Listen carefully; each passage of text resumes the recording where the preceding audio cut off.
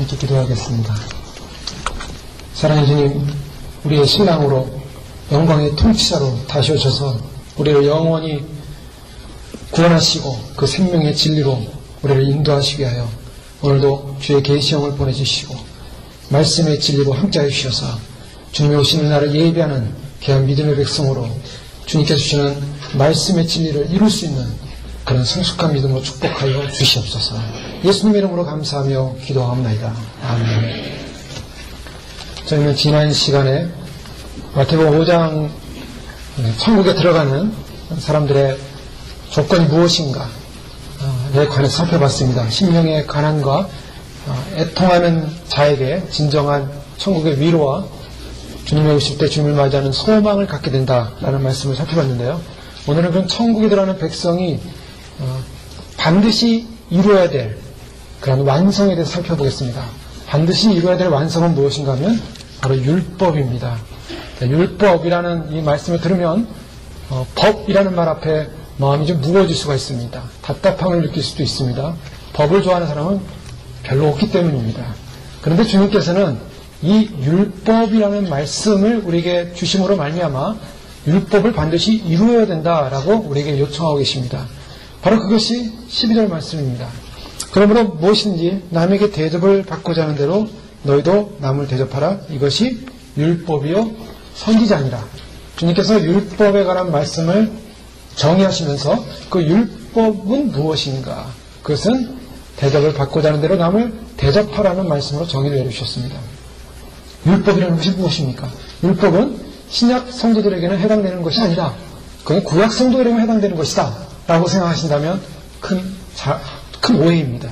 율법은 구약 성도만이 아니라 신약 성도에게도 동일하게 적용되어지고 해석되어지고 이루어져야 되는 말씀입니다.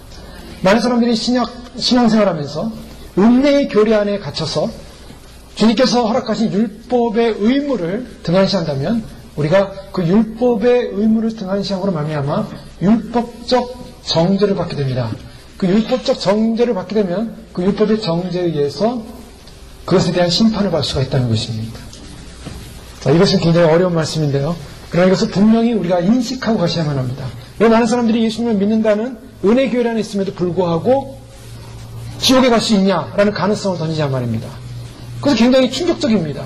교회 다니고 예수님을 믿으면 다 천국 가야 되는데 천국 가지 못한 사람도 있다라는 말 앞에 충격입니다. 그 충격의 이유가 무엇입니까?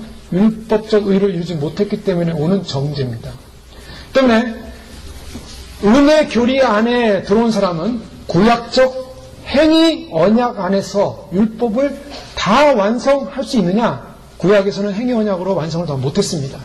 그러나 주님께서 이 땅에 오심으로 말미암아 주님이 하신 말씀은 행위 언약적 의를 이룰 수 없었지만 은혜 언약적 의를 이룰 수 있다고 말씀하셨습니다.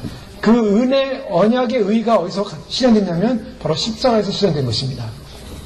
십자가에서 은혜 언약의 의가 실현됨으로 말미암아 예수님께서 이 땅에 오심을 율법의 마침이다라는 말씀을 하셨습니다. 그 율법이 마침이라는 것은 율법이 없어졌다는 것이 아닙니다. 그래서 마태복음 5장 17절에 있는 말씀을 보면 내가 율법이나 선자를 폐하러 온 줄로 생각지 말라. 폐하러 온 것이 아니요 완전케 하려 함이라. 주님께서 이 땅에 오셨을 때 율법이 마쳤다 해서 율법을 없앤 것이 아니라 율법을 완전하게 하기 위해서 오셨다고 말씀하고 있습니다. 그래서 주님께서 이 율법의 완전성에 관한 이야기를 하시면서 마태복음 7장 12절에 와서는 이것이 율법이다라고 설명하신 것입니다. 결국 예수님께서는 율법을 없애신 것이 아니라 율법은 새롭게 정의되어지고 새롭게 해석되어지고 새롭게 완성되어지는 것이다 라는 것을 말씀하고 계시다는 것입니다. 그런데 저희는 신약의 믿음의 백성으로서 이 땅을 살면서 나와 율법과 아무 상관이 없는 것이야. 율법은 폐해진 것이야. 율법과는 나는 상관이 없기 때문에 나는 은혜로 믿음으로만 살면 돼 라고 하는 그런 전제가 허락되지 않습니다. 사도수는 말씀을 통해서 우리는 율법적 의를 반드시 이루어야만 합니다. 그 율법적 의를 이루기 위해서 우리는 가야만 합니다. 그것이 주님께서 이루신 것입니다. 율법을 완성하기 오셨다. 그 예수님을 따르는 믿음의 백성들은 예수님이 완성하기 위해서 오신 그 율법적 의를 가지고 우리가 살아야 되기 때문에 그 율법적 의를 이 땅에서 이루어야만 합니다. 그것이 우리에게 주어진 하나의 의무입니다. 자, 율법이라는 것은 무엇입니까? 율법이라는 것은 하나님의 계명이요 말씀입니다. 예수님께서 이 율법적 의를 이루는 것을 왜 특별히 다루겠냐면 당시에 바리새인과 서기관들이 이뤘던 율법은 기계론적인 율법이었습니다. 그런 단지 문자적으로 했냐 안 했냐를 가지고 결과를 가지고 의롭다 안 의롭다를 따졌습니다. 그래서 자신들이 도둑질을 안 했으면 진짜 의로운 사람이었고 또 살인하지 않았으면 의로운 사람이었다라고 그들은 주장했는데 그 율법이 틀렸다는 것입니다. 예수님은 바로 그 율법이 아니라 그 율법의 내부로 들어갔습니다.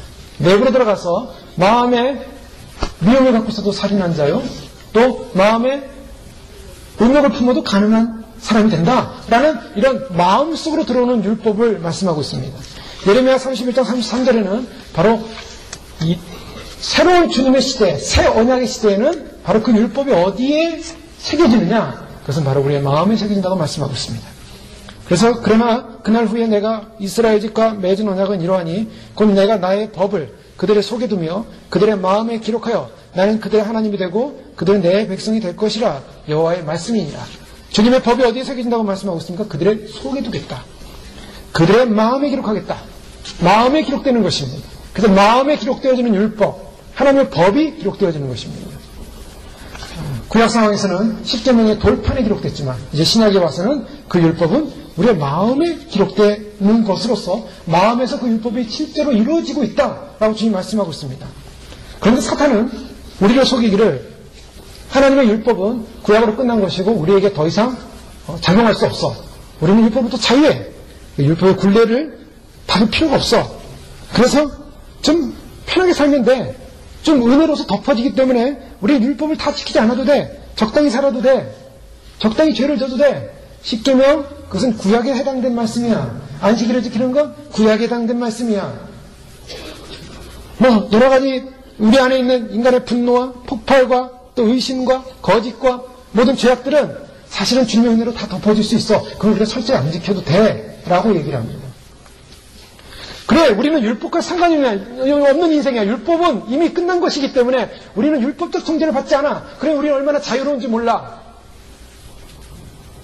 바로 그런 생각하는 순간에 죄로부터 자유하기 시작합니다.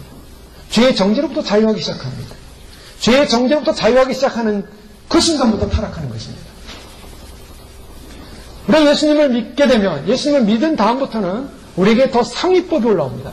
그래서 예수님께서는 바리새인과 서기관의 의보다 더 낫지 아니하면 천국에 들어갈 수 없다라고 얘기했습니다.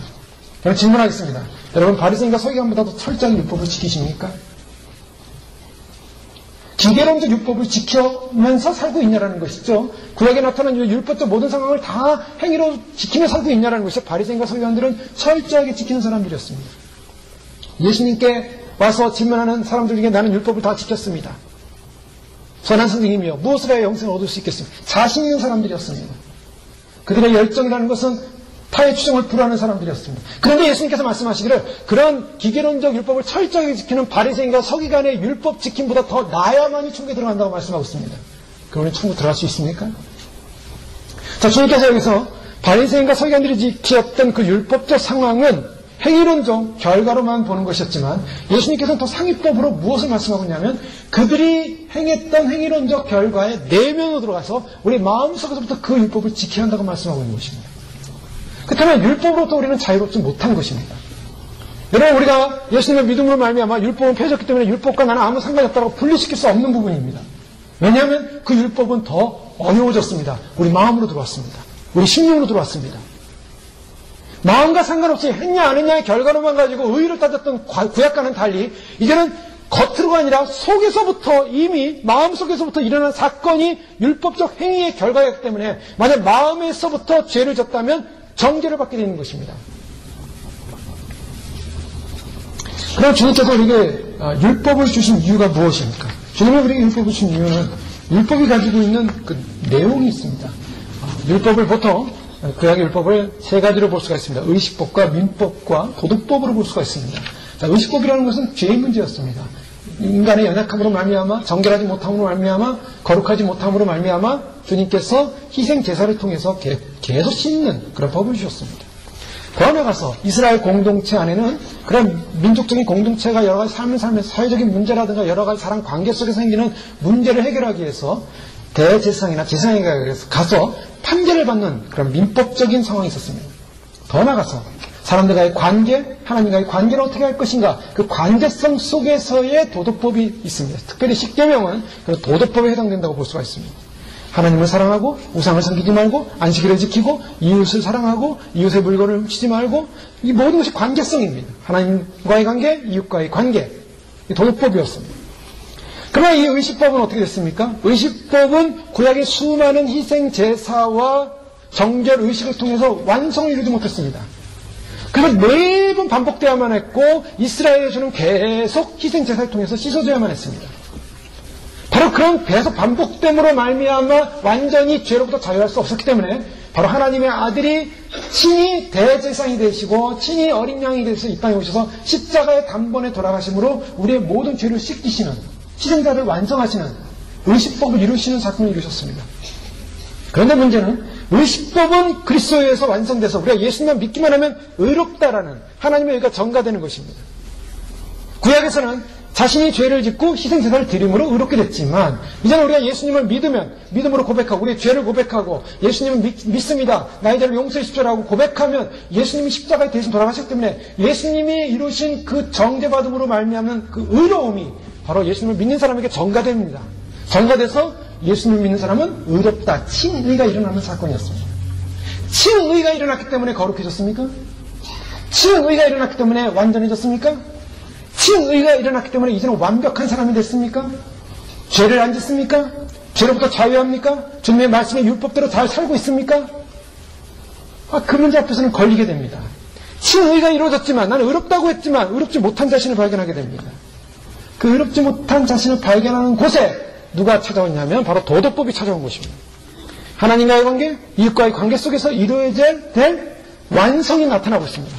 자, 의식법 속에서 주님께서 이루신 것은 거룩함이었습니다. 결국 율법은 뭔가? 율법은 우리에게 주어진 이유가 거룩함을 위해서 주어졌다고 말씀하고 있습니다. 레위기 11장 44절에 보면 나는 여호와 너희 하나님이라 내가 거룩하니 너희도 몸을 구별하여 거룩하게 하고, 레위기 11장 45절에도 내가 거룩하니 너희도 거룩할지어다. 레위기 19장 2절에도 너희는 거룩하라 나 여호와 너희 하나님이 거룩함이라. 베드로전서 1장 2절 베드로 사도는 곧 하나님 아버지의 미래하심을 따라 성령의 거룩하게 하심으로 순종함과 예수 그리스도의 핏부림을 얻게 하여 택하심을 입은 자들에게 편지하노니 라고 성령의 거룩해 하심. 즉 하나님의 율법이 주어진 이유는 하나님이 거룩하기 때문에 너희도 거룩하랍니다. 율법의 내용을 보면은 그 율법의 내용은 다른 것이 아니라 우리의 정결, 거룩을 위해서 주어지고 있다는 사실을 보게 됩니다. 여러분 이것이 굉장히 중요합니다.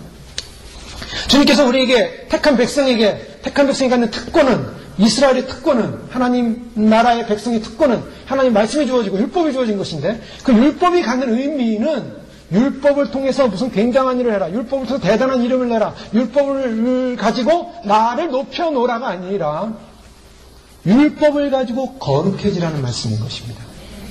바로 율법을 주신 이유는 분명합니다. 그래서 이스라엘 백성이, 구약 이스라엘 백성이 타 이방 백성과 달랐던 이유가 있다면 그것은 그들은 거룩을 향해 가고 있었다는 것입니다. 여러분, 하나님의 백성들이 주님을 믿고 하나님의 말씀을 따를 때 하나님의 말씀을 따르는 목적이 무엇입니까? 목적은 물론 말씀을 통해서 구원을 받기 위한 것입니다. 그러나 그 말씀을 통해서 주님께서 우리에게 요청하시는 것은 말씀을 따라 거룩해지라는 것입니다. 또 우리가 주님의 말씀 앞에서 주님의 말씀을 받아들임으로 말미암아 우리가 행해야 될 것은 우리의 거룩을 이루어가야 하는 부분이 남겨져 있습니다. 예수님의 십자가를 통해서 내 죄가 씻겨짐으로 말미암아 우리가 날마다 정결해지고 거룩함으로 나가야 되는 것입니다. 그런데 문제는 도덕법이 문제입니다. 거룩함으로 나가는 그 목표를 분명히 가졌는데 우리의 삶이 거룩하냐는 거죠. 또 우리의 삶 속에서 율법적 열매를 맺히고 있냐는 것입니다.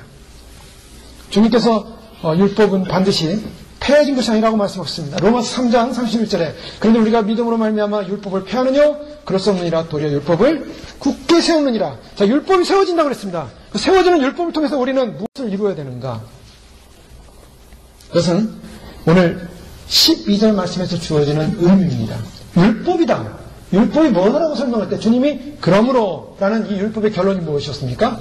대접을 받고자 하는 대로 대접하라. 즉 무엇을 말하냐면 희생하라, 섬기라, 사랑하랍니다. 로마서 10장 10절에 보면 사랑은 이웃에게 악을 행치 아니하느니 그러므로 사랑은 율법의 완성이니라. 자, 도덕적 차원에서, 관계적 차원에서 우리가 율법적 행위를 해야 되는데 율법적 행위가 어떻게 완성을 이룰 것인가? 우리가 구약에 나오는 그런 말씀들을 그대로 살아가면이 완성인가? 그것이 아니라 주님께서 우리의 마음에 심령의 율법을 새겨놨다 그랬습니다. 그래서 심령에서 무엇이 일어나야 되는가? 심령에서 율법을 완성하는 방법이 뭔가? 그것은 바로 율법의 완성은 사랑이다라고 말씀하고 있습니다. 자, 그것을 마태복음 22장에 예수님께서 34절 이하에 이렇게 말씀하셨습니다. 예수께서 사두개인들로 대답할 수 없게 함을 바리새인들이 듣고 모였는데 그 중에 한 율법사가 예수를 시험하여 묻되 선생님이여 율법 중에 어느 계명이 크니까? 예수께서 가라사대 내 마음을 다하고 목숨을 다하고 뜻을 다하여 주 너의 하나님을 사랑하라 하셨으니 이것이 크고 첫째는 계명이요 둘째는 그와 같으니 내 이웃을 내 몸과 같이 사랑하라 하셨으니 이 두 계명은 온 율법과 선지자의 강령이라. 온 율법과 선지자의 강령이 두 계명이라고 말씀하고 있습니다. 예수님께서 정의하시기를 두 계명이 무엇인가? 첫째 계명은 마음을 다하고 뜻을 다하고 성품을 다해 주 너의 하나님을 사랑하라입니다. 더 나아가서 둘째 계명은 내 이웃을 내 몸과 같이 사랑하라입니다. 자, 주님께서 율법의 완성을 무엇을 두고 있냐면 율법과 선지자의 강령이다라는 이 계명이라, 율법과 선지자의 명령이다라는 이 말씀은 결국 사랑으로 결론을 내리고 계시다는 것입니다. 도덕법적 차원의 10계명의 가장 중심의 핵심은 무엇입니까? 사랑입니다. 하나님 사랑, 이웃 사랑입니다. 그래서 하나님으로 섬길 수 있고 하나님으로 높일 수 있고 하나님을 경배할 수 있는 것 사랑하기 때문입니다. 이웃에 대해서 해를 끼치지 않고 이웃에게 선을 행할 수 있는 것 사랑하기 때문입니다. 주님께서 그 사랑의 법을 이루라고 말씀하고 있습니다. 자, 그러면 우리가 이렇게 분명히 알 수 있습니다. 하나님께서 우리에게 주신 그 율법은 하나님을 사랑하는 것이고 이웃을 사랑하는 것입니다. 하나님을 사랑하는 것, 그것이 율법을 이루는 것입니다.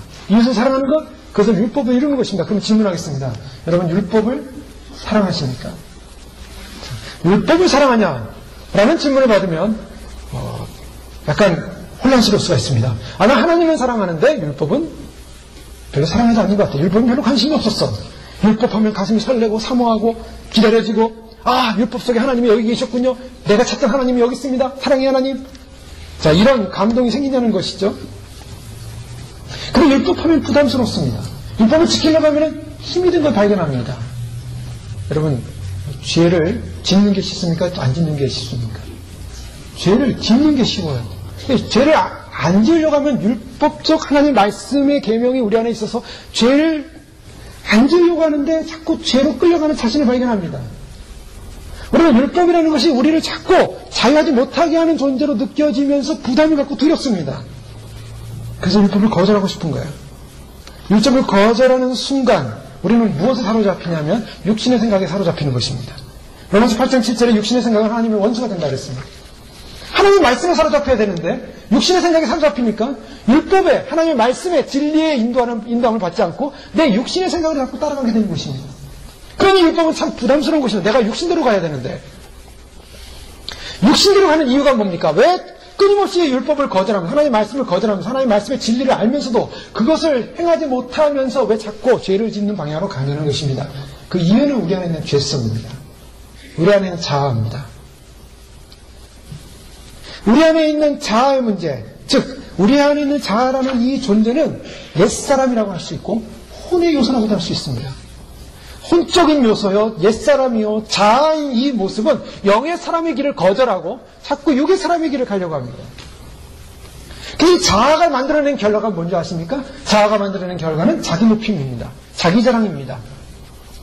그래서 마지막 때 나타날 적그리스도는 어떤 존재라고 했습니까? 그 성향이 자기를 높이는 자라 그랬습니다. 자기를 높이는 자예요. 그래서 다니엘서도 요한계시록에 다 나온다고 하지 않았습니까? 자기를 신처럼 높이는 자. 그래서 자기가 우상으로서 사람들에게 경배를 받기 원하는 자입니다. 자기가 최고 되기 원하는 자입니다. 신이 되기 원하는 자. 그게 사탄이에요. 사탄은 하나님보다 자기가 높아지길 원하는 자였고 인간의 마음에 무엇을 심어놨냐면 높아져라를 심어놨습니다. 이 자아는 끊임없이 하나님의 법을 대적하고 우리 안에 있는 자아는 끊임없이 우리의 자아를 보존하기 위해서 싸우고 투쟁하고 전쟁하고 죄를 짓게 만듭니다. 인간의 모든 문제는 사실 자아의 문제입니다. 인간 사람과의 관계, 국가와 국가 간의 관계, 기업과 기업 간의 관계 다 자기 욕심입니다. 삼성과 애플이 경쟁하러 소송을 하면서 막 싸웁니다. 왜 그렇습니까? 자, 우리 회사, 우리 기업을 보호하기 위해서, 우리가 승리하기 위해서, 우리가 살기 위해서. 제가 예전에 어떤 큰 기업, 대기업을 하는 친구, 그 자녀가 있었는데, 대기업에 자녀가 있었는데, 그런 얘기를 하더라고요. 자기 아버님이 그런 얘기를 했답니다. 뭐냐면, 작은 기업들은 대기업이 이렇게 잡아먹어야 대기업이 성공한다. 우리가 다 알고 있는 사실이죠. 자기가 살기 위해서 작은 자를 없애고 죽여야 자기가 사는 것입니다. 이것이 바로 무엇인가? 인간의 타락성입니다. 인간의 본질적 타락성은 정치, 경제, 사회, 모든 국가 간의 모든 문제 속에 나타나는 것이 뭐냐? 어디서 출발하냐? 자기 높임입니다. 자기 이권 문제였습니다. 남에게 대접받고 싶은 것입니다. 남으로부터 높임받고 싶은 것입니다. 그래서 주님은 뭐라고 말합니까? 자기를 높이지 말고 남을 높이라고 말하고 있습니다. 내가 대접받지 말고 남을 대접하라고 말하고 있습니다. 이것이 율법이라고 말하고 있습니다. 근데 그것을 해결하려는 우리는 우리의 자아와 우리의 죄성이 그것을 거절한다는 것입니다. 그는 스스로의 자만과 자주적인 자기를 드러내고 싶고 자기가 존재하고 싶고 그 존재의식, 그것이 무엇을 말하냐면 율법에 대한 사랑을 거절하다라는 것입니다. 하나님 말씀을 거절하다라는 것입니다. 율법을 어디까지 우리에게 수준을 요구하냐? 마태복음 5장 43절 이하에 보면 원수를 미워하라 하였다는 것을 너희가 들었으나 내가 너희에게 이르노니 너희는 원수를 사랑하며 너희를 핍박하는 자를 위하여 기도하라. 그러면서 주님께서 무슨 말씀하시냐면 48절에 보면 그러므로 하늘에 계신 너희 아버지의 온전하신 것 같이 너희도 온전하라라고 말씀하고 있습니다. 자, 주님께서 우리에게 요구하시는 율법의 수준이 어디냐면 산상수훈에서 주님 말씀하시는 바로 하나님을 믿고 예수님을 따르는 믿음의 백성들의 율법의 수준은 온전하랍니다. 여러분, 나는 온전하지 못해. 나는 뒷나라가 갈 때까지 는 온전할 수 없을 거야 라고 하면 이 말씀을 순종하지 않는 것입니다. 우리의 목표는 어디입니까? 온전하는 것입니다. 주님이 온전하라고 했습니다. 그 온전한 것에 대한 기대를 갖고 있습니까? 나는 온전해져야 돼. 원수마저도 사랑할 수 있는 단계까지 가야 돼. 그런 기대를 갖고 있습니까? 아예 원수를 어떻게 사랑해? 원수는 원수지. 이렇게 생각합니까? 주님은 원수마저 사랑하라고 말씀하고 있습니다. 만약에 원수마저 사랑하라고 했는데 사랑하지 않았다면 율법에 걸리는 거예요. 주님은 율법을 완성하라고 오셨어요. 구약적 상황에서는 행위 율법을 다 지키지 못했을 때 하나님이 그 이스라엘 백성들을 구원을 시켜줬습니다. 그래서 신앙에 와서 예수님께서 십자가에 못 박혀 돌아가실 때 원수를 위하여, 그를 핍박하는 자를 위하여, 주님께서는 원수된 우리를 위하여 십자가에 돌아가셨습니다. 그래서 그 주님께서 율법의 의를 완성하신 다음에 우리에게 요청하시는 것은 너희도 원수를 사랑하라고 말씀하시는 것입니다. 사랑하십니까? 주님께서 우리에게 요청하시는 율법적 의의는 굉장히 높습니다. 바리새인과 서기 같은 그러한 신앙 정도의 율법을 행하는 것으로는 구원받을 수 없다고 말씀하고 있습니다. 여러분, 예수님 믿고 구원받는 길이 쉬운 길이 아닙니다. 이지 빌리비즘이라는 말을 쓰고 있습니다. 이것은 뭐냐면 안이한 믿음주의. 즉 예수님을 믿어주기만 하면 구원받는다. 거짓말입니다. 입술로 고백하고 시인하면 구원을 받는다. 예, 맞습니다. 맞는 부분도 없지 않아 있어요. 그래서 예수님 십자가 할 때 잘 아시나까? 강도, 한편의 강도는 고백함으로, 예수님을 고백함으로 구원받았습니다. 특별한 케이스입니다. 특별한 경우입니다. 그가 거기서 그 믿음대로 살 수 있는 시간적 여유가 없었습니다. 그러나 교회를 다니시는 우리 성도 여러분은 우리가 예수님을 믿는다고 고백했다면, 예수님을 따른다고 고백하고 있다면, 예수님을 믿음으로 받아들였다면, 그 믿음을 가졌다면 아니란 믿음주의는 통하지 않습니다. 주님께서 온전하라고 말씀하고 있습니다. 온전해야만 합니다. 어떻게 온전할 수 있습니까, 주님? 주님 말씀하셨어요. 마태복음 18장 21절에 보면 원수를 어떻게 사랑합니까? 너 자신을 기억하라는 것입니다. 1만 달란트 빚진 자가 있었습니다. 이건 평생 도에 갚을 수 없는 빚이었습니다. 이 빚을 진 자가 가서 제발 기회를 달라고, 제발 내가 평생 동안 갚겠다고 가서 주인에게 그렇게 부탁을 했을 때 주인이 불쌍히 여겼다 그랬습니다. 그리고 그걸 탕감해줬습니다. 그리고 돌아오는 길에 자기에게 빚을 진 100데나리온 빚을 진 사람을 보고 화가 났습니다. 목을 잡고 멱살을 잡았습니다. 너 갚을 거야, 안 갚을 거야? 못 갚고 제발 용서해야 되고 내가 이것을 갚을 테니까 제발 지금 못 갚으니까 좀 기회를 달라 그랬더니 기회를 줄 수 없다 그래서 감옥에 집어넣습니다. 이 소식을 동관들이 듣고 주인에게 말을 합니다. 이 주인이 그 1만 달란트 탕감해준 그 사람을 보고 분노했어요. 그리고 그를 감옥에 집어넣어라. 왜요? 너희가 각각 중심으로 형제를 용서하지 않으면 내 천부께서도 너에게 이와 같이 하시리라. 분명한 말씀입니다. 우리가 용서하지 않으면 천부께서 우리를 용서하지 않으십니다. 긍휼을 베푸지 않으면 천부도 우리를 긍휼히 베푸지 않겠다 그랬습니다. 긍휼이 없는 자에게는 긍휼 없는 심판이 임하겠다고 말하고 있습니다. 굉장히 어렵습니다. 주님께서는 우리에게 진정한 사랑을 이루라고 말씀하고 있습니다. 율법을 완성하라고 말씀하고 있습니다. 그걸 요청하고 있습니다. 근데 우리 자신이 그걸 거절하고 있는 거예요. 왜 거절합니까? 거절하는 이유는 우리가 죄인이기 때문입니다. 우리는 하나님 앞에 엄청난 죄요. 설수 없는 죄인이요. 아무런 자랑도 영광도 드러낼 것도 없는, 하나님 앞에 어떤 권리도 없는 천하고 더럽고 추한 존재요. 부정한 존재요. 이사야가 고백한 것처럼 바로 다 나요. 나는 망하게 되었도다. 망할 존재요. 망한 존재였습니다. 에베소 2장 1절에는 죄와 허물로 죽은 존재였습니다. 인간은 아무것도 아니에요. 나를 굉장한 자로 생각하지 마세요. 하나님 앞에 아무것도 아닌 존재요. 하나님이 볼 때 너희 방백은 메뚜기 같고 온 세계가 하나님 눈 앞에서는 다 이 온 지구 땅덩이가 메뚜기 정도밖에 안 보입니다. 하나님께 먼지만도 못한 그런 모습일지도 모르겠어요. 온 우주에 지구라는 이 행성이 얼마나 크겠습니까? 온 우주가 주님의 발등상, 하나님의 발등상이라고 그랬습니다. 그런데요, 율법을 행할 수 없는 자신의 절망, 자신의 추한, 자신의 부족함, 이것을 인식하는 사람만이 하나님의 사랑을 다시 깨닫기 시작하는 것입니다. 깨달을 수 있습니다. 내가 하나님의 사랑을 어떻게 깨달을 수 있는가? 자기의 부족함을 발견할 때 하나님의 사랑이 얼마나 위대한 사랑인가를 깨달을 수 있는 것입니다. 그것을 깨달은 사람이 바울이었습니다. 바울은 로마서 7장에 14절 이하에 그가 얼마나 형편없는 사람인가를 고백하고 있습니다.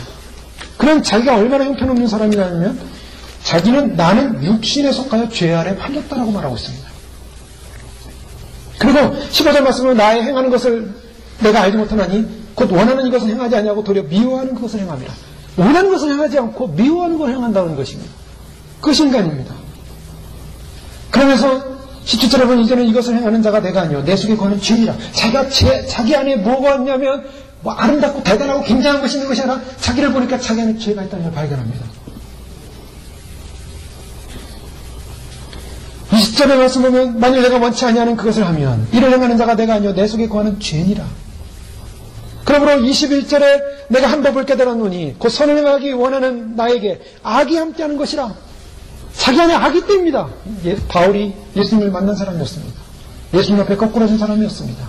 그리고 예수님 오심을 증거하고 예수님을 증거하고 예수님의 그 말씀을 증거하고 예수님의 계시된 말씀을 교회를 세우는 그런 사도였습니다.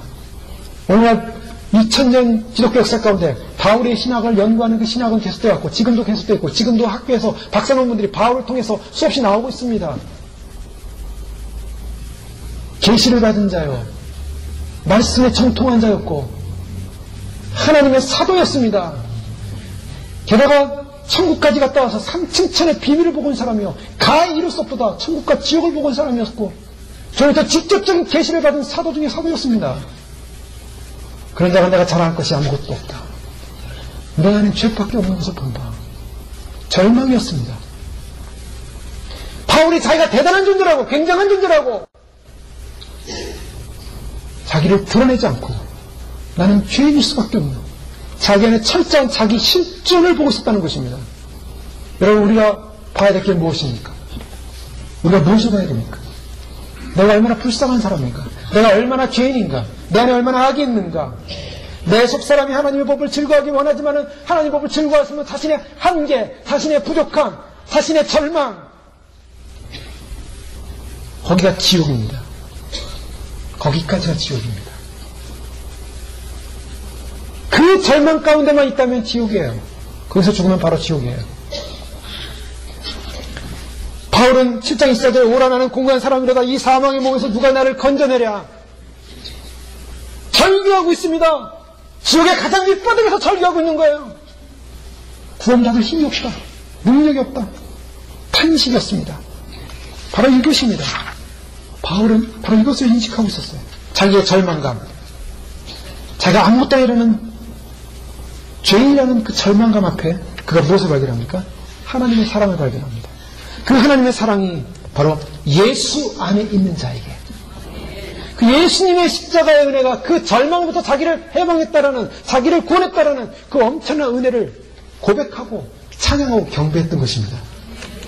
그러면서 바울은 무슨 말을 하냐면 율법을 이야기합니다. 그가 7장 14절 말씀에 보면 그 바울은 자기의 절망을 얘기하면서 자기의 죄인이라는 절망과 더불어서 비교하는 대상이 있었습니다. 그 비교가 무엇인가? 자기가 죄인이라는 절망감이 어디서부터 왔는가? 거룩한 하나님을 바라볼 때 절망감이 왔습니다.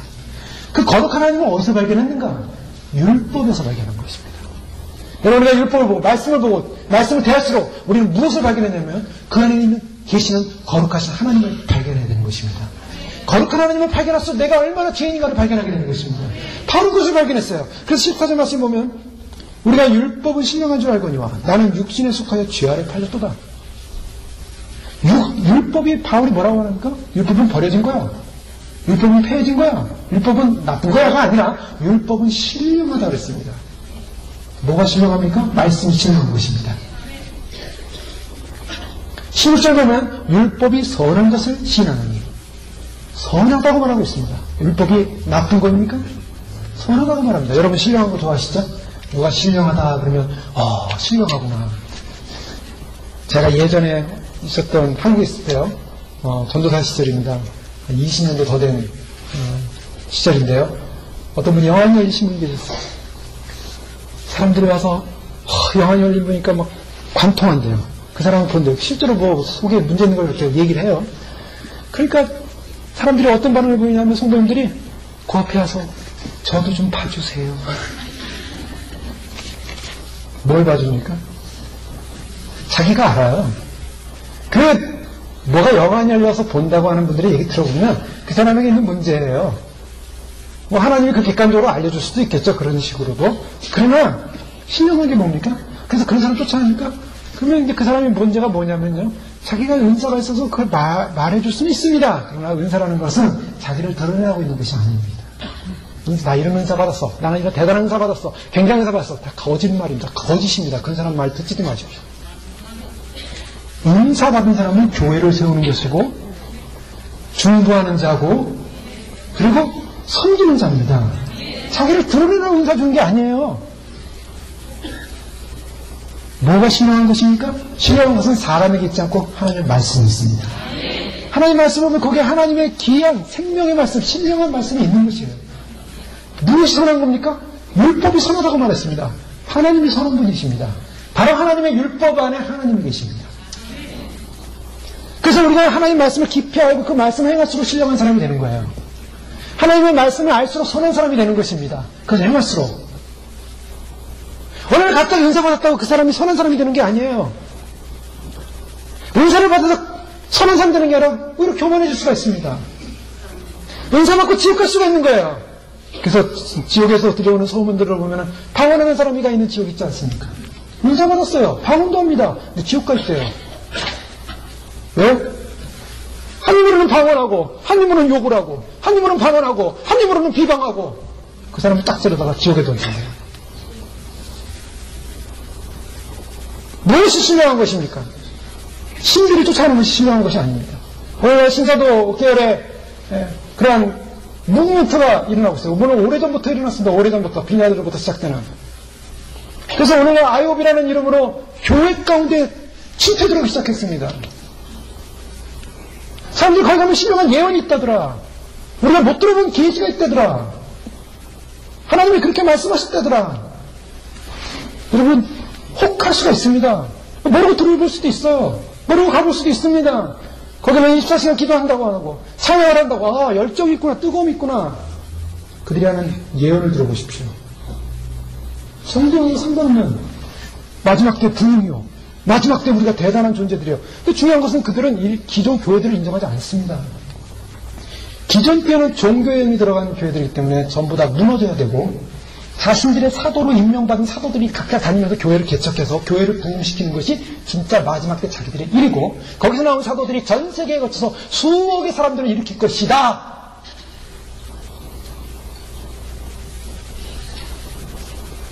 그래서 그 모임에 가면 뭐 금가루가 떨어진답니다. 이빨이 금으로 변한답니다. 나중에 보면 또 플라스틱이라고 그러던데요. 어쨌든 간에 그것이 증거가 아닙니다. 주님은 내가 뭔가 버쩍버쩍 떨어진다고 해서 그 사람 신령한 사람이 된 게 아니에요. 그렇습니까? 신령이라는 게 무엇입니까? 신비주의 운동이 신령이 아닙니다. 하나님 말씀대로 변화되느냐가 신령한 것입니다. 하나님 말씀대로 가고 있느냐가 신령한 것입니다. 내가 변화된 존재로 살고 있느냐가 신령한 것입니다. 내가 무엇을 경험했다는 것이 신령한 것이 아니에요. 마지막 때 은사주의와 신령한 신비주의로 조심하셔야 돼요. 여러분, 주님 보실 때 너가 신비한 경험 많이 했구나, 천국이다, 그렇습니까? 수많은 사람이 천국 갔다 오고 지옥 갔다 온다는 수많은 얘기 들어보지만 그들의 인격과 삶이 변화됐냐는 것이죠.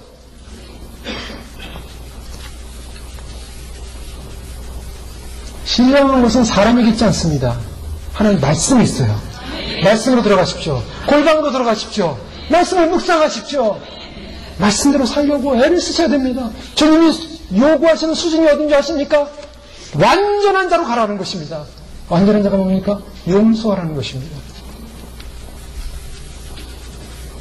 근데 사도 바울은 그런 자기의 죄성 앞에 너무나 절망하고 있었습니다. 너무나 절개하고 있었습니다. 율법은 선한 것이요, 율법은 신령한 것이라고 했는데 자기는 죄요, 죄를 가지고 내가 율법을 행할 수 있는 능력이 없는 거예요. 오라 나는 공고한 사람이로다. 사도 바울이 율법을 행할 수 있는 능력이 없다고 고백했다면 사도 바울 위에 이하 2000년 기독교 역사의 모든 사람들이 율법을 행할 수 있는 능력이 있겠습니까? 거기에 절망이 있는 것입니다. 그러면 어떻게 해야 되겠습니까? 주님께서 오늘 7절 말씀에 뭘 말씀하고 있습니까? 우리가 잘 아는 말씀입니다. 구하라, 그래야면 너에게 주실 것이요. 찾으라, 그래야면 찾아낼 것이요. 문을 두드리라, 그래야면 너에게 열릴 것이다. 자, 이 말씀은 너무나 좋아하는 말씀입니다. 그래서 사람들이 기도할 때 어떻습니까? 주님, 구하라고 하지 않았습니까? 찾으라고 하지 않았습니까? 두드립니다, 구합니다, 찾아 내놓으십시오, 이렇게 기도합니다. 그래서 둘이 되는데 주님이 주신다고 했잖아요. 이 말씀만 탁 띄어서. 근데 왜 이게 산상수훈의 말씀이 나옵니까? 산상수훈의 말씀 굉장히 무서운 말씀이고 어려운 말씀입니다. 이게 단순한 말씀이 아니에요. 이거 천국의 신으로 살아가야 법입니다. 천국 가면 이 법대로 살아야 돼요. 이 법을 이루지 못하면 천국 신이 아니에요. 새 예루살렘성에 들어가고자 하는 사람들은 반드시 산상수훈대로 살아야 됩니다. 신입법입니다. 주님이 친히 말씀하신 거예요. 근데 구하라, 찾으라, 두드리라, 그냥 주님 주시옵소서, 조엘 오스틴처럼 하나님께 명령하십시오. 그러면 하나님이 주셔야 되는데 하나님이 주실 수밖에 없는 분입니다. 그겁니까? 내놓으랍니까? 아닙니다. 여기서 구하라는 것은요, 인간의 절망을 보는 사람들입니다. 율법을 행할 수 없는 바울과 같은 나는 죄 아래 사로잡혀오는 선한 것을 행할 수 없는 그러한 능력을 갖출 수 없는 절망적인 존재라는 것을 인식한 사람이라면, 이것이 율법이라는 사실을 알고 사랑을 행할 수 없다라는, 사랑을 행함에도 불구하고 사랑을 이룰 수 없는, 원수를 사랑함에도 불구하고 완전할 수 없는 절망을 느꼈다면 구하라는 것입니다. 뭘 구하라는 것입니까? 주여 도와주시옵소서. 내가 변화되길 원합니다. 이 사망의 몸에서 내가 해방되길 원합니다. 이 무능력함에서 해방되기 원합니다. 하나님 말씀대로 살기 원합니다. 주님이 가셨던 그 십자가의 길 따라가기 원합니다. 내 안에 악이 제거되기 원합니다. 그걸 구하라는 거예요. 주님을 사랑하지 않고 율법을 사랑하지 않은 것, 율법을 사랑할 수 있게 해주십시오. 남을 비판할 수밖에 없었던 내 인생이 비판하지 않고 사랑할 수 있게 해주십시오. 남을 정죄할 수밖에 없었던 내 인생이 그것을 하지 않고 사랑하게 해주시옵소서. 내가 심판장이 되어 비판했던 내 인생. 그래서 오늘 마태복음 7장 1절은 비판을 받지 않으려거든 비판하지 말라라고 말씀하신 거예요. 바리새인과 서기관들은 자기 의를 드러내기 위해서, 자기가 잘났다는 걸 드러내기 위해서 비판했습니다. 비판하는 사람의 특징이 뭡니까? 내가 더 높다라는 거예요. 내가 잘났다는 것입니다. 내가 잘났고 저 사람은 못하다.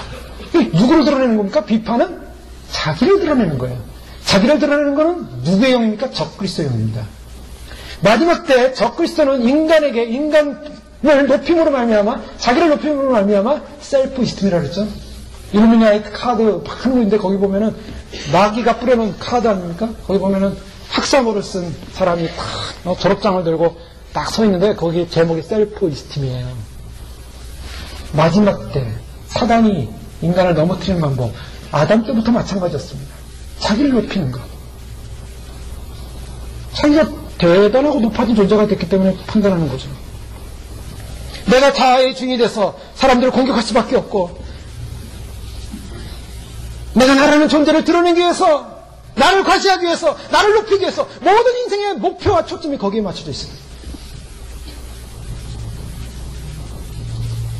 그런데 주님은 절망을 발견한 사람은 구하라고 말씀하고 있습니다.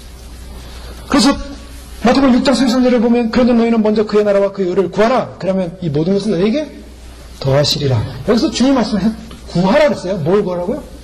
물질을 구하라 그랬습니까? 세상 복을 구하라 그랬습니까? 세상적 가치관을 구하라 그랬습니까?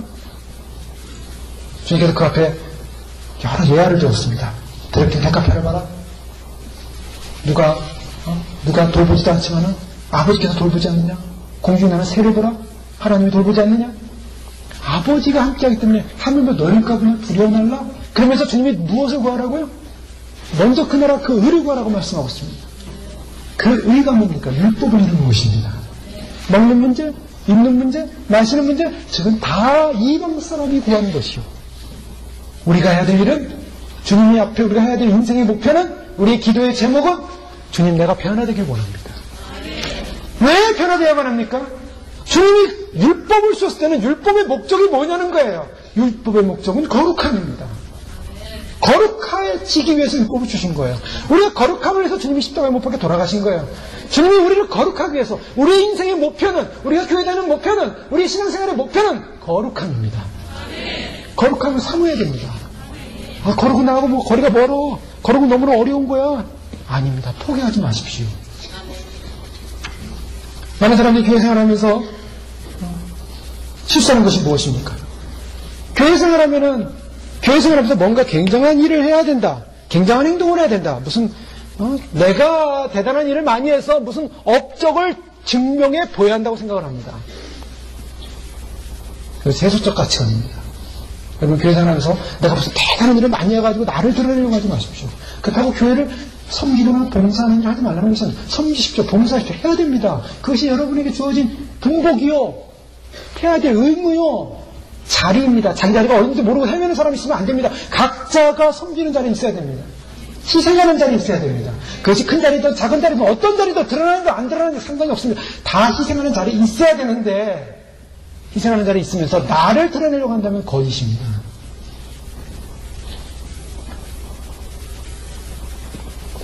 주님께서는 우리의 표면적 행위의 결과물을 가지고 훌륭하다, 잘했다 칭찬하지 않습니다. 내 이름으로 주여 주여 하고 내 이름으로 선지자로 하고 내 이름으로 귀신 쫓아냈어도 내가 너를 모르겠다. 표면적 행위로서 주님 평가하지 않습니다. 그럼 무엇입니까? 거룩하게 전환하는 것입니다. 그 희생의 자리에서 내가 거룩한 존재로 지금 살고 있느냐? 말씀을 이루고 있느냐? 주님의 마음을 담고자 하는가? 주님의 의를 이루고자 하는가? 주님의 정결을 담고 주님 앞에 머물고자 하는가? 많은 사람들이 교회 다니면서 많은 사람들이 함께 교회 생활할 때 좋습니다. 근데 집에 돌아가면 허전한 거예요. 이렇게 허전할까? 그럼 허전하십니까? 왜 허전하십니까? 껍데기만 왔다 갔다 한 겁니다. 윤만 왔다 갔다 한 겁니다. 주님과 함께 동행하지 못했어요. 주님과의 교제가 없습니다. 만남이 없습니다. 기도가 없습니다. 호흡이 없습니다. 사람 만나서 막 얘기하고 예배드리고 이러면 뭔가 충만한 것 같아요. 물론 충만할 수도 있죠. 그래 사람 없어도 충만해야 됩니다. 사람이 없어도 내 안에 주님과 함께하는 그 기쁨이 충만해야 되는데 그렇지 못하면 어떡합니까? 불안한 거예요. 왜 그렇습니까? 주님 앞에 나의 실존을 발견하고 철저하게 주님 앞에 주님의 도우심과 은혜를 구하면서 믿음으로 주를 바라보면서 주님께서 맡기신 그 십자가의 길을 걸어가는 것, 거기에 주님이 주시는 진정한 주님과의 충만이, 주님과의 교제가, 주님과의 만남이 우리 안에 머무르게 되어 있습니다. 그래서 주의 구하라는 것은 여러 가지가 있습니다. 우리가 절망이기 때문에 구하는데요. 거기서 해방되기 위해서 구하는데요. 그래서 5장 8절 말씀에 보면 빛의 열매에 대해서 말씀하고 있습니다. 이전에는 너희가 어둠이더니 이제는 주 안에서 빛이라. 빛의 자녀들처럼 행하라. 빛의 열매는 뭡니까? 빛의 열매는 모든 착함과 의로움과 진실함이 있느니라. 여러분 이 말씀은 굉장히 형이상학적인 말씀이라고 생각하지 마십시오. 주님께서 원하시는 목표입니다. 빛의 사람들이라고 얘기하고 있어요. 뭐가 빛이냐는 겁니다. 착함입니다. 선함입니다. 선한 것은 선한 분은 누구에게 있다고요? 선한 분은 한 분이시니 하나님만이 선한 겁니다. 하나님의 성품을 가지라는 것입니다. 선은 하나님께 속해 있어요. 의로움이라는 것은 뭡니까? 바른 것입니다. 정직한 것입니다. 그리고 진실한 것입니다. 주님께서는 바르고 정직하게 원하고 거짓이 없길 원합니다. 그래서 저희 옛 성품으로는 거짓도 있고 진실하지 못하고 착하지도 못하고 못됐고 독하고 또 악하고 뭐 여러 성품을 가질 수도 있겠죠. 그러나 주님이 우리에게 요구하시는 목적이 뭡니까? 이제는 그것을 벗어버리고 빛의 자녀로 열매를 맺자. 요한계시록 22장 15절에 개들과 술객들과 행음자들과 살인자들과 우상 숭배자들과 및 거짓말을 좋아하며 지어내는 자마다 성받게 있으리라. 여기서 중요한 것은 개들, 이 개들을 뭐라고 말합니까? 왜 개들이 맨 앞에 나왔을까? 강아지들을 말하는 게 아니에요. 에스겔에서나 선지자들이 개라고 얘기했을 때는 목회자들을 말하고 있습니다. 어떤 자들이냐? 자기 욕심에 빠진, 성도를 깨우지 못하는, 마지막 시대를 깨우지 못하는, 물질과 명예에 빠져서 주님의 심판을 외치지 못하는 자들을 개라고 합니다. 술객들과 행음자들과 살인자들과 우상 숭배자들과 거짓말을 좋아하며 지어내는 자들마다 성받겠다. 성 못 들어갑니다. 주님이 우리에게 요구하시는 것이 무엇입니까? 우리에게 요구하시는 것은 착함, 의로움, 진실함, 변화입니다. 내가 변화되지 않으면 안 되는 거예요. 무슨 굉장한 일을 많이 하면서 다녔다고 해서 그것이 칭찬받는 일이 아니라 변화되지 않으면 못 들어가는 나라입니다.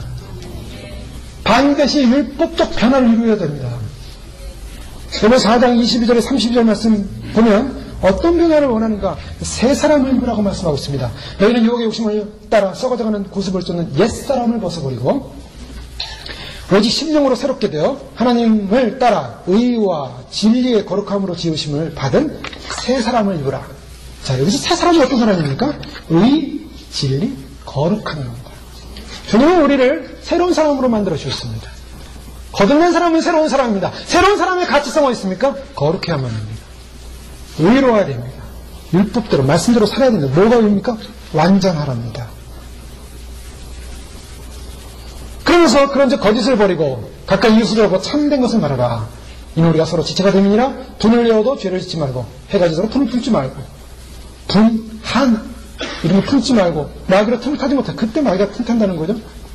도둑질하는 자는 다시 도둑질을 하지 말고 더러운 말은 너희 입 밖에 내지 말고 30절 하나님의 성령을 근심하게 하지 말라. 그 안에서 너희가 구속의 날까지 인치심을 받았느니라. 주님이 오시는 날까지 인침받은 존재라면 반드시 의롭고 진실하고 거룩함을 입어야 된다고 말씀하고 있습니다.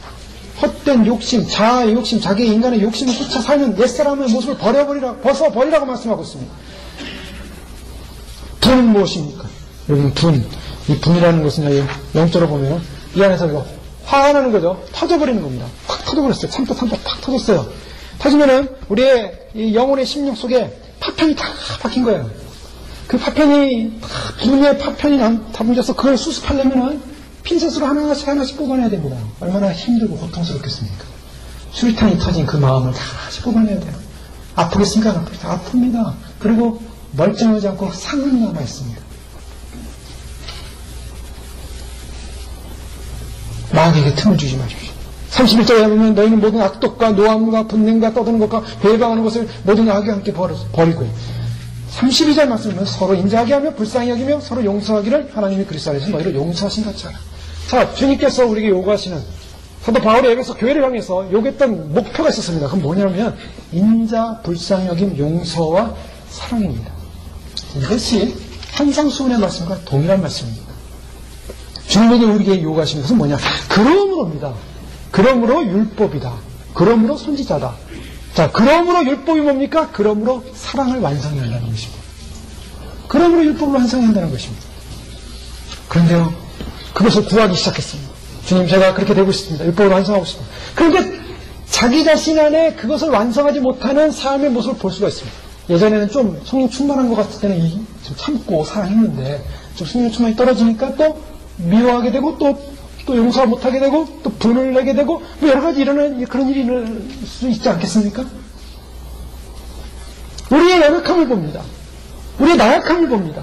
그때 또 한 번 절망을 느끼는 거죠. 그때는 노력함으로서는 절망입니다.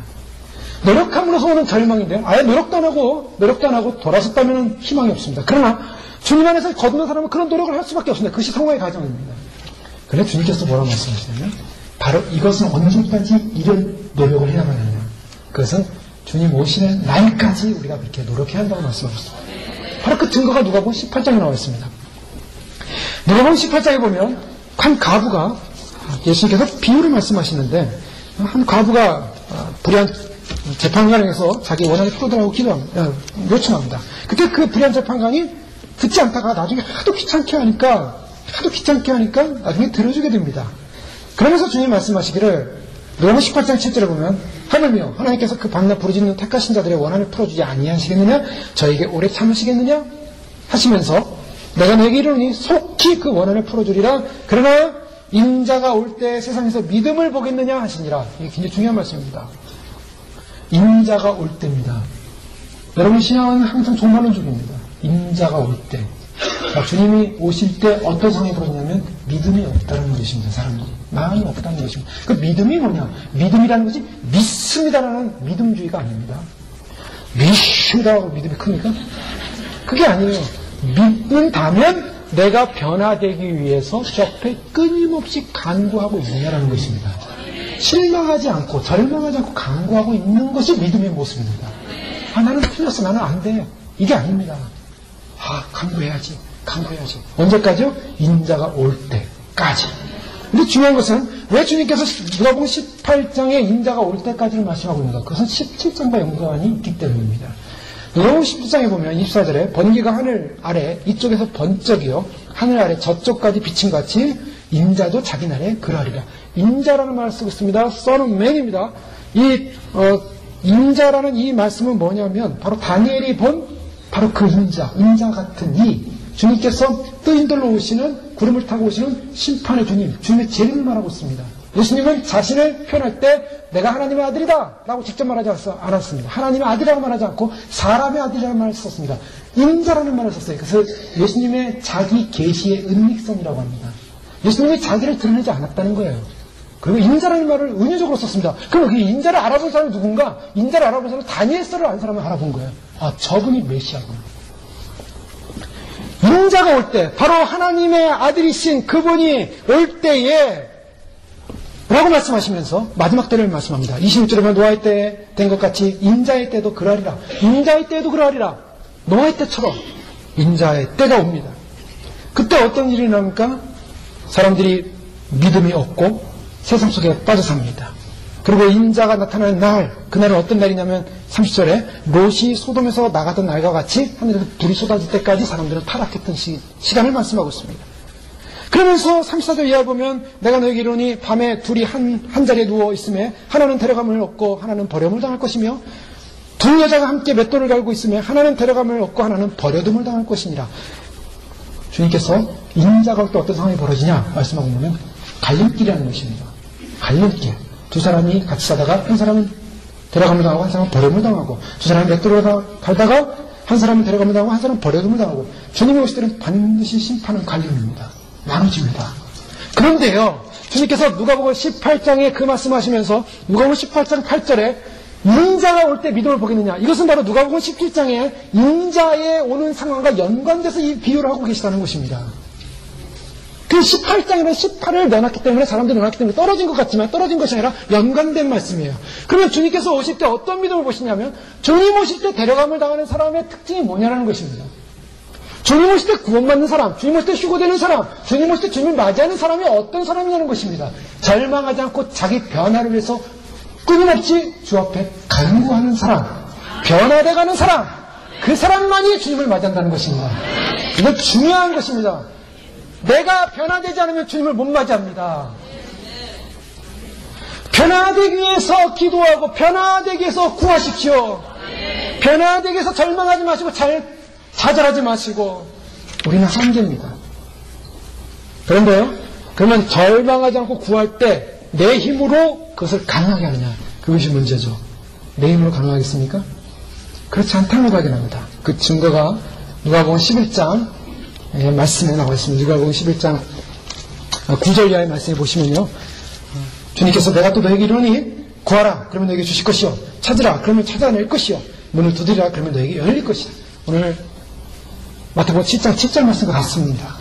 그러면서 구하는 이마다 받을 것이요, 찾는 이가 찾아낼 것이요, 두드리는 이에게 열릴 것이니라. 너희 중에 아버지 된 자로서 누가 아들이 생선을 달라 하는데 생선 대신에 뱀을 주며 알을 달라 하는데 전갈을 주겠느냐?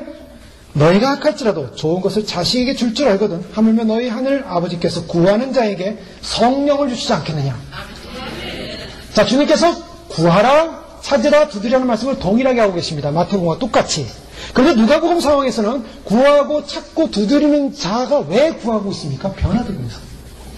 나의 절망을 보고 말씀대로 살고자, 말씀의 율법을 이루고자, 그 완전하고자, 온전하고자 구하고 있어요. 근데 구하는 사람에게 그 구함으로 말미암아 주어지는 선물이 무엇입니까?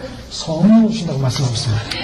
여러분, 내가 이 말씀을 단지 구하는 것을, 내가 목표라는 것을 받아내기 위해서 이 말씀을 사용하고 있다면, 주님 주시옵소서 했는데 주님이 성령 줄게 그러면 반갑겠습니까? 물질 주시옵소서 물질이 와야지 되는 거 아닙니까? 로또가 당첨되지 않겠습니까? 근데 주님이 성령을 줄게 하시는 거예요. 왜 성령을 주신다고 하셨습니까? 이 말씀은 로마서, 사도 바울이 말한 로마서 8장 말씀에 그 해답이 나와 있습니다. 정확한 해답은 뭐냐면 로마서 7장 24절에 오라 나는 공고한 사람이로다, 이 사망의 몸에서 누가 나를 건져내라고 탄식했을 때 그 탄식의 대답으로 성령의 법이 죄와 사망의 법에서 나를 해방했다고 사도 바울은 고백합니다. 성령의 법이 해방했어요. 성령님을 말미암아 그 죄로 말미암아 율법을 지킬 수 없어서 자신이 성령으로 말미암아 해방됐다는 것은 무엇입니까? 해방됐다는 것은 죄로 말미암아 지킬 수 없는 율법을 지키는 자가 됐다는 거예요. 그게 해방인 거예요.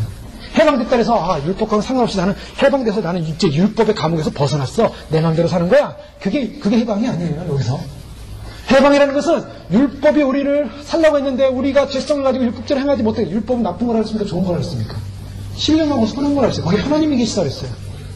근데 그것을 행할 수 없는, 자기 죄 때문에 행할 수 없었는데 성령님이 임하니까 내가 드디어 그 죄로 말미암아 자기 안에 갇혔던 내가 해방되었다. 그럼 어떻게 됐습니까? 그 율법을 행할 수 있게 됐다는 것입니다. 그 증거가 4절입니다. 로마서 8장 4절 말씀 보십시오. 육신을 따르지 않고 그 영을 따라 행하는 우리에게 율법의 요구가 이루어지게 하려 하심이라. 굉장히 중요한 말씀입니다. 육신을 따르지 않고 그 영을 따라 행하는, 그 영이라는 것은 The Spirit, 성령님을 말해요. 성령을 따라 행하는 우리에게 율법의 요구, 의입니다. 의. 율법의 의가 무엇입니까? 율법의 완성이 무엇입니까? 즉 성령님이 임함으로 말미암아 내가 사랑할 수 없었는데 사랑하는 존재가 됐고, 성령의 능력으로 말미암아 용서하게 되고, 성령의 능력으로 말미암아 위로하게 되고, 성령의 능력으로 말미암아 열매를 맺히더라는 거예요. 그게 율법을 입은 것이었습니다. 그것을 바울은 갈라디아서 5장에 유명한 말씀하고 있습니다. 16절에 보면 내가 이르노니 너희는 성령을 쫓아 행하라. 그러면 육체의 욕심을 이루지 아니하리라. 자, 성령을 쫓아 행하면 육체의 욕심을 이루지 않는다고 그랬어요. 육체의 소욕은 성령을 거스리고 성령의 소욕은 육체를 거스리나니 내가 만일 성령이 인도하신 바가 되면 율법 아래 있지 아니하리라. 무슨 말씀입니까? 율법을 행하는 존재가 된다는 거예요. 성령으로 말미암지 않고는 율법 밑에서 있다가 율법의 정죄를 받습니다. 성령으로 말미암지 않고는 율법의 정죄를 받으면 사망이에요. 지옥 가는 거예요. 그런데 성령으로 말미암아 자기 안에 있는 죄성으로부터 해방이 돼서 이제는 율법을 내가 행할 수 있는 존재가 됐다는 것입니다. 그렇기 때문에 율법을 행하기 때문에 의로워지는 존재가 되는 거예요. 그렇다고 율법을 행함으로 구원받느냐? 믿음으로 칭의가 된 사람은 성령의 능력에 의해서 율법을 행함으로 말미암아 그 의를 증명한다는 것입니다. 그래서 그 성령의 열매가 무엇이냐면 22절에 사랑과 희락과 화평과 오래 참음과 자비와 양성과 충성과 온유와 절제니 이와 같은 법을 금지할 법이 없는다. 사랑을 할 수 있게 됐어요. 성령이 오시니까 사랑이 일어나는 거예요. 성령이 오시니까 화평이 일어나고 용서가 일어나고 참음이 일어나고 자비가 일어나고 양성이 일어나고 희생과 충성이 일어나더라는 것입니다. 성령님이 계심으로 말미암아 내가 하는 모든 행위가, 내가 하는 모든 노력이, 내가 하는 모든 봉사가 넘치기 시작했어요. 기쁨이 오기 시작했어요. 열매가 오기 시작했어요. 예전엔 내 힘으로 하니까 너무나 힘들었어요. 그건 굴레였어요. 그러나 성령님이 내 안에 계시니까 찬송이 나옵니다. 성령님이 내 안에 계시니까 감사가 나옵니다. 그런데요, 히브리서 6장에 보면 반드시 경고하는 게 있어요.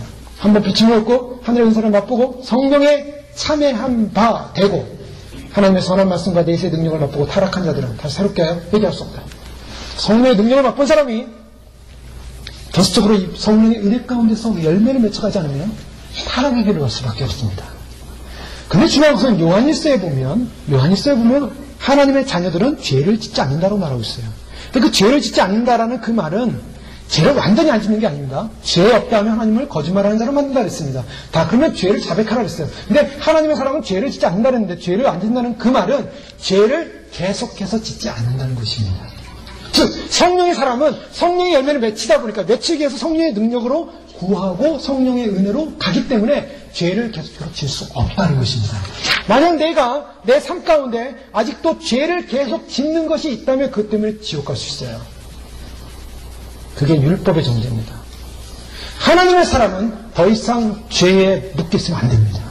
때로는 넘어질 수 있겠죠. 그러나 넘어지면 회개하고 돌이킴으로 말미암아 하나님 안에서 다시 회복되어지는 사귐의 관계는 가지만 계속적으로 죄를 끌고 가고 있다면 절대로 이 부분들을 해결하셔야 합니다. 그걸 해결하기 위해서 어떻게 해야 됩니까? 해방돼야 돼요. 죄의 법 아래서 해방돼야 돼요. 해방되는 방법이 뭡니까? 구하는 것입니다. 구하고 찾고 두들기라. 목숨을 걸고 구해야 됩니다. 하나님, 나는 살고자 원합니다. 주님이 나를 살려주셨는데, 주님이 나를 칭해 주셨는데, 십자가에서 나를 용서해 주셨는데 내가 아직 그 하나님의 용서를 받고 주님의 말씀대로 살 수 없습니다. 내 안에 그런 능력이 없습니다. 성령님 오시옵소서. 성령 도와주시옵소서. 성령의 능력이 죄와 사망에서 해방했다는 그 고백이 성령의 열매를 맺힘으로 의를 이루게 되는 것입니다. 성령님 오시옵소서. 거룩하신 성령님, 진리의 성령님, 생명의 성령님, 능력의 성령님, 구원의 성령님, 위로의 성령님, 다시 오셔서 우리를 데려가실 휴거의 성령님, 이 땅에서 심판을 마무리하실 심판의 성령님 오시옵소서. 주님이 인자가 올 때 믿음을 보겠느냐 그러셨습니다. 간청해라, 구하라. 주님이 속히 응답해 주시겠다고 약속했습니다. 오늘 이 주일 주 앞에 구하심으로, 부르짖으심으로, 그러므로 이것이 율법입니다. 온전하게 되라. 온전한 성령의 인도하심으로 온전한 축복을 누리시고 온전한 이끌어 행하시는, 그래서 주님 오실 때 주님을 다 맞이하시는 저희 여러분 되시길 주의 이름으로 축원합니다. 이 시간 기도하겠습니다. 이 시간 기도할 때 진정한 율법과 선제를 알려주시면서 우리의 능력으로, 우리의 힘으로 결국 이룰 수 없는 한계를 보면서 주님, 우리의 연약함 앞에, 죄 앞에, 악 앞에 성령의 도우심이 아니고서는 이룰 수 없는 이 길 앞에 주님 앞에 구합니다. 간구합니다. 오시옵소서. 거룩한 존재로 변화시켜 주시옵소서. 바뀌어 주시옵소서. 성령님을 기뻐합니다. 열매를 맺히게 하여 주시옵소서. 율법을 살아가지 못한 죄, 말씀을 살아가지 못한 죄, 말씀대로 살고자 하는 그런 순종함이 없었던 죄, 거절하고 거부하고 변화되기를 원치 않았던 죄를 회개하면서 주님 구합니다. 부르짖습니다. 주님 오시는 날, 인자가 올 때 믿음의 사람으로 주 앞에 설 수 있도록 축복하여 주시옵소서. 주여 삼창하고 기도하겠습니다. 주여! 주여! 주여! 존귀하신 아버지 하나님, 주님께서 참으로 주님 절망 가운데 있었던 우리 죄로 말미암아 그 죄를 갖다가 참으로 주님 즐김으로 말미암아 죄 속에 머물러 있었던 말미암아 그 죄 아래 팔렸던 우리 인생을 성령의 은혜로, 성령의 능력으로 아버지 하나님, 참으로 주님 우리가 해방되는 놀라운 은혜를 겪었습니다. 아버지, 우리의 육신은, 우리의 자아는 아버지 하나님 주의 말씀을 거부한 채, 주의 말씀을 거부한 채, 주의 말씀을 인정하지 않고 거짓된 길, 죄악된 길, 사망의 길을 행했던 그런 존재들이었습니다. 아버지 하나님, 그러나 주님께서 오늘 저희들에게 율법의 마침을 알려주시며 아버지 하나님, 우리를 위하여 십자가에 돌아가신 의식법을 이루시고 이제 아버지 하나님 우리로 하여금 주님의 사랑의 온전한 사랑함과 그 사랑의 온전함을 이루라고, 그 율법을 이루라고 말씀하신 그 율법을 이룰 수 있는 축복과 은혜를 주시고 감사합니다. 아버지 하나님, 그것을 위하여 간구하고 부르짖사오니 아버지 하나님 주시옵소서. 인도하여 주시옵소서. 성령의 능력을 부어주시옵소서. 성령의 은혜를 부어주시옵소서. 성령의 이름을 치하여 주시옵소서. 성령 하나님이 오셔야만이 우리가 죄를 이길 수가 있습니다. 성령 하나님만이 오셔야만이 우리가 아버지 하나님 참으로 우리의 죄악 가운데 머물러 있지 않음을 주님 우리가 알고 있기에 아버지 하나님 성령의 능력으로 임하여 주시고 부르짖어 간구하여 주를 찾는 모든 시민과 백성들에게 하나님 찾아오시고 역사하시고 인도하여 주시고 주의 능력과 힘으로 축복하시고 인도하여 주시옵소서. 할렐루야. 주님 감사합니다. 주여 오셔서 인쳐주시고 주여 오셔서 거룩하게 하시고 주여 오셔서 우리를 회복하여 주시옵소서. 주님을 찬양합니다. 할렐루야. 우리를 사랑하셔서 율법의 저주 아래 죽었던 우리를 주님이 대신 십자가에서 저주를 당하시고 거룩한 의식의 법을 완성하시고 율법을 마침에 되신 주님이 율법을 폐하는 것이 아니라 율법을 완성하기 위해서 우리에게 온전한 율법을 이루라고 주님이 말씀하셨을 때 우리의 절망을 봅니다. 주님 이 절망 앞에 부르짖습니다. 구합니다. 찾습니다. 두드립니다. 성령을 부어주시고 주신 그 성령의 능력으로 우리 죄를 이기고 아버지는 율법의 요구를 따라 행하며 승리하는 의의 백성, 주님을 맞이하는 주님의 거룩한 신부들, 주님의 거룩한 주의 거룩한 믿음의 백성들 교회될 수 있도록 축복하여 주시옵소서. 예수님의 이름으로 감사하며 기도합니다. 아멘.